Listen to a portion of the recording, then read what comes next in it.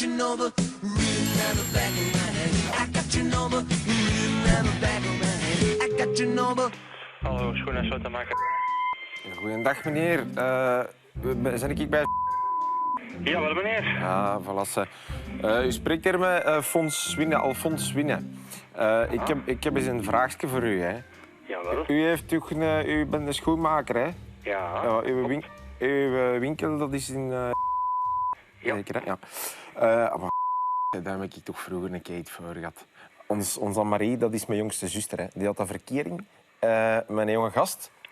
Heb jij zuster? Ik heb mijn zusters, ja. Ah, wel. Dat was een affaire. Ik spreek van 50, 60 jaar terug, hè. En wel, heel het dorp sprak er schand van. Die moest toch 's nachts met de vlo, erg een minuutje. 's nachts met de vlo, hè. Niet veel eigenlijk, hè? Ja, kom, het is maar kat, hè. 's nachts met de vlo, die was zeker 2 uur aan een stuk, 's nachts, hè, onderweg met de vlo. En als de mensen dan vroegen, wat ga je doen? Dan zei die schorseneren steken. Schorseneren en iedereen droogde met zijn ogen. Want iedereen wist, het is belangrijk seizoen niet van de schorseneren. Ah, nee, hè. Oh, nee. Maar een schoenenmaker, dat moet wel een interessant beroep zijn, hè? Nee? Ja, dat moet je doen, hè. Ja. Dat pas ik ook wel. Allee, ik heb al zo een keer afgezien. Ze zeggen dat toch schoenmaker blijft bij uw lijst, hè?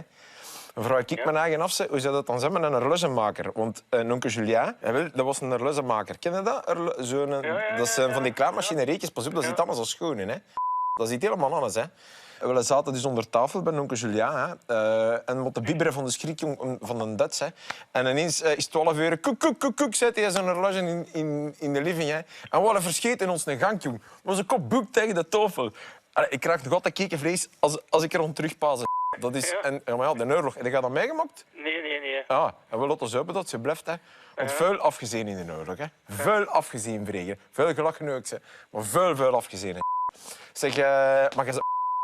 Wat kan ik voor dat doen? Een onkel van mij, die heette Jan. Dat was een onkel van mijn moeder, feitelijk. Amai, die had ik moeten gekend hebben. Nee. Jawel. Ja. Als je tegen zei, hè, dat je eens een keer in de perenboom zat, hè, en ging begot zien. Bij ons in Turp zei ze altijd, het is schooner dan de Ruud Carré als de bonderijvel heeft geklaad. Verstoot het? Ja. Hè? Dat is toch plezant, hè? Ja. Maar dus dat is geen familie.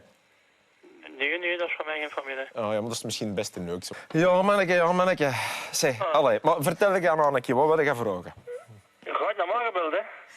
Dus ik heb haar gebeld. Heb ik. Gaat naar mij gebeld. Ja, ik ga dat laten, meneer, want dan staat hij vol werk. wacht En er eens, staan die klanten in de winkel, dus ik kan er niet meer tijd aan. Goeiedag, meneer Merita. Goegebuur van het verzorgingstehuis De Zwaluw. Met wie spreek ik? Sorry, zeg maar. Waarom heeft meneer Swinnen u opgebeld? Dat zou ik niet weten.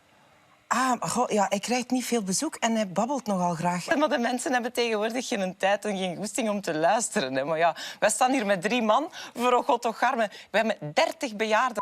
En we staan hier met 3 man voor die 30 bejaarden. En Alfons die slaat hier zomaar een gouden gids open, die belt naar iedereen en die is van alles aan het lameren en aan het vertellen. Sonja die is juist een scheiding gehad en dat is echt niet te doen. Het kan er allemaal niet meer schelen. Eerst sigarettenpauzes dan wat anders. Verstaan? Dan moet je aan de koerken hangen, hè?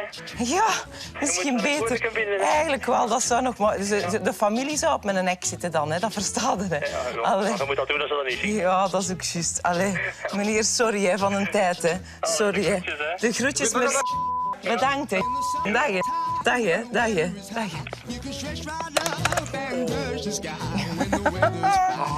Sorry. Hallo? Have a drink, have a drive, go out and see what you can find.